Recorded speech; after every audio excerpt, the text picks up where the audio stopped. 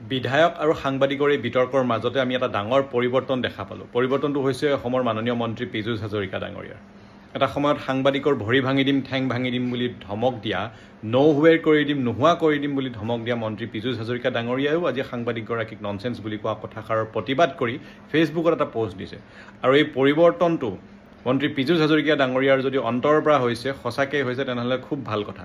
কাৰণ এই একে ৰছিদ আলম ডাঙৰীয়া আৰু ৰাজদীপ বাইলুং বৰুৱা ডাঙৰীয়াৰ মাজত যিটো হৈছিলে সেইটোতো চিভিল অফেন্সত পৰি যাব বা তেওঁলোকে মানহানি কেছ কৰিব পাৰিব। কিন্তু মন্ত্ৰী পীযুষ হাজৰিকা ডাঙৰীয়া এটা সময়ত যিটো দম তুলসী আৰু নজৰুলক দিছিলে সেইটোতো ক্ৰিমিনেল ইণ্টিমিডেশ্যনত পৰি যায়।